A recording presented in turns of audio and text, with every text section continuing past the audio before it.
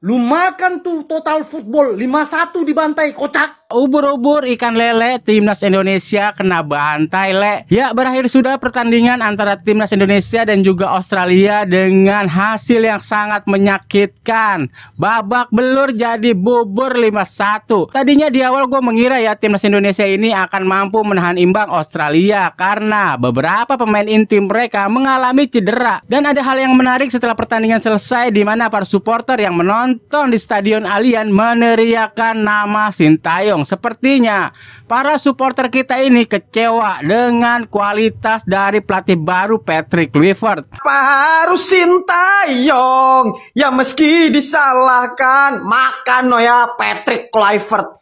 Diketawain no sama Sintayong ya. Astaga, cok. Patrick ya, sorry tuh saya nih.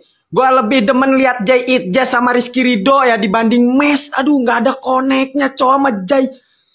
Terus ya, buat Bang Patrick, itu posisinya Dean cobalah isi sama Verdong ya. Biar ada nyerangnya dikit. Itu lagi Bang Patrick. Lah pasti, kok guys. itu Nathan Choaon nggak pernah main, tiba-tiba jadi starter. Kan ada Ivar, kan ada Pulpesi ya. Nggak apa-apa lah main sekali-kali tuh. Tapi kartu Indonesia kalah ya, Kiki. Gimana? Saya juga pusing. Ada kita buru-buru datengin Pelupesi, cuman yang dimainin Nathan Con. Terus defense-nya kayaknya ngedown total. Gue nggak ngerti, gue nggak begitu paham instruksinya, gue bisa salah di situ. Lo mau bilang ini game pertama atau gimana? Cuman nggak 5-1 juga bos. Capek. Kita ini road to World Cup, tau nggak? Nih harusnya World Cup. Gue tunggu lawan Bahrain bener lo. Ya kurang ajar. Kok bisa sih Indonesia kalah? Maksud aku kayak gini, kan pelatih udah diganti ya. Tujuannya pelatih diganti itu biar Indonesia nggak malu-maluin. 5-1. Kok bisa 5-1 sih? Padahal itu pelatih udah mantan Barca ya, mantan pemain Barca. Harusnya bisa comeback kayak kan pemain Barca bagus-bagus ya. Kayaknya masalahnya di pelatih deh.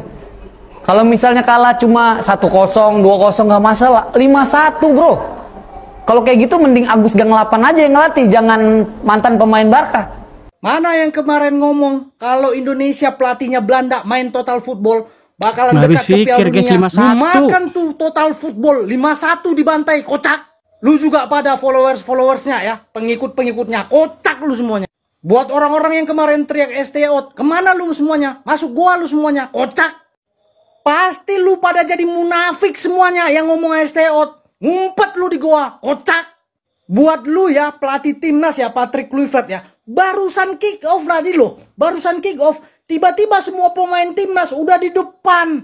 Kosong tuh gawang Indonesia. Lu kira lu melatih Manchester City? Lu kira lu itu Guardiola? Kacau, Lu gile, tuh cuma sekelas Bima Sakti, kocak. Buat PSSI kalian harus tanggung jawab. Kalian harus tanggung jawab. Ini proyek kalian. Tanggung jawab kalian semuanya. Ini gue langsung dari GBK ya, ini masih rame banget di sini.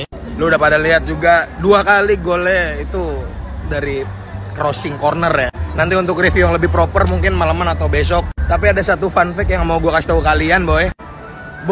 Mungkin lu yang datang di nobar di sini atau lu nobar dimanapun. Di sini ketika kameramen nyorot Kluivert, itu supporter tuh nyorakin kayak Kluivert Ya berarti dengan hasil 5-1 ini ya berarti gue yakin 99% ya penonton timnas itu masih belum bisa menerima kehadiran seorang Kluivert. Ini gue nggak bohong ya boy, lu boleh tanya orang-orang yang datang nobar yang beneran dukung timnas, bukan buzar-buzar 700, oke? Nih lu tanya temen gue nih kalau nggak percaya, gimana tanggapan lu sama permainan Kluivert? Aduh berantakan defense-nya.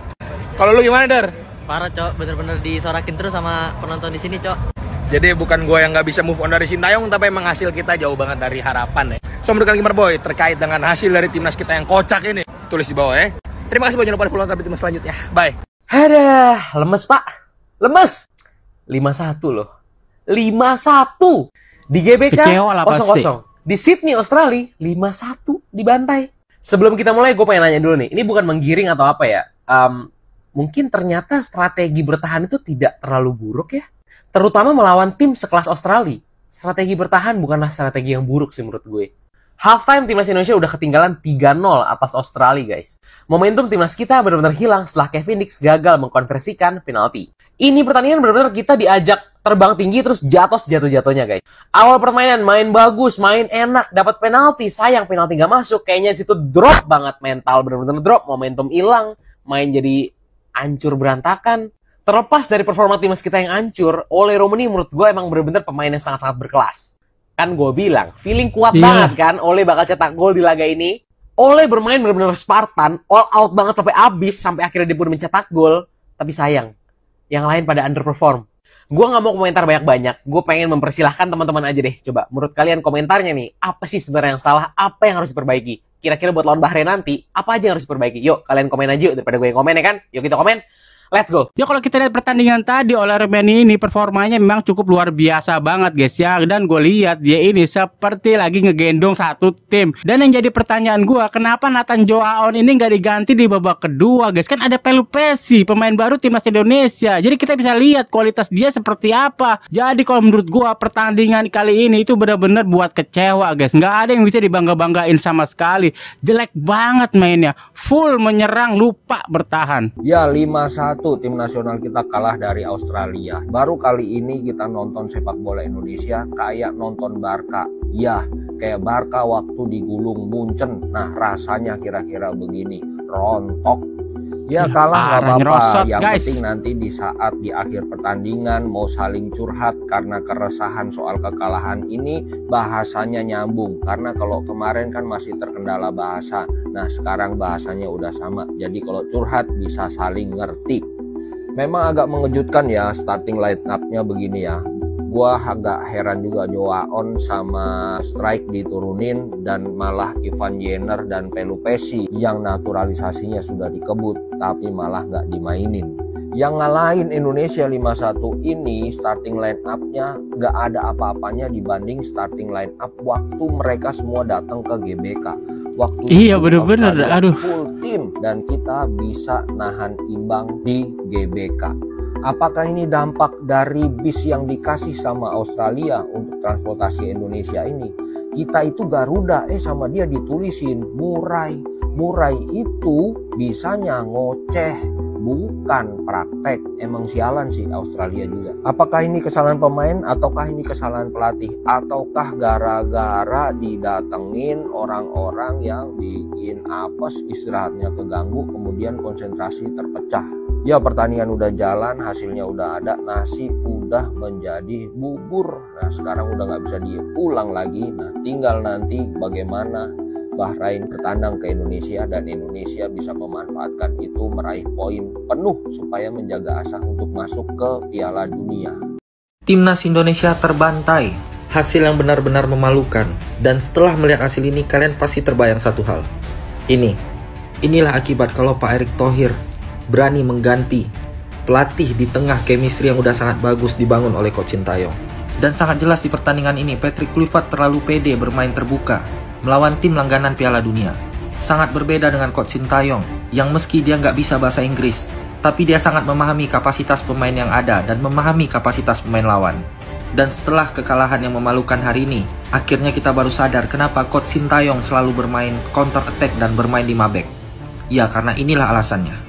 Dan orang yang paling bertanggung jawab atas kekalahan memalukan hari ini adalah Pak Erick Thohir. Gak ada alasan dengar statement beliau, saya harus mundur, saya akan mundur. Yang kami mau dengar dari Bapak adalah pertanggungjawaban Bapak atas kekalahan memalukan hari ini. Inikah yang maksud Bapak pelatih terbaik yang akan mengantarkan timnas Indonesia untuk lolos ke Piala Dunia?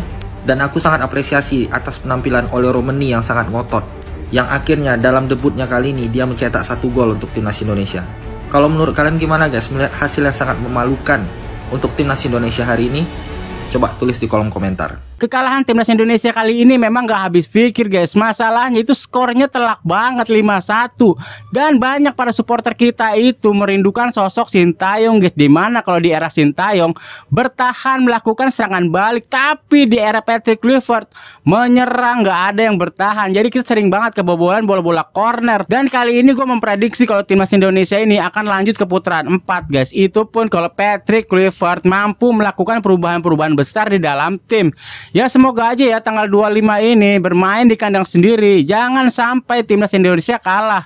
Karena barusan gue dapat kabar guys, kalau Bahrain dikalahkan Jepang dengan skor 2-0, berarti Bahrain nggak bisa diremehkan. Oke guys, cukup sampai sini dulu videonya. Jangan lupa ditekan tombol subscribe sebagai tanda perkenalan. Sampai jumpa di video selanjutnya. Assalamualaikum warahmatullahi wabarakatuh.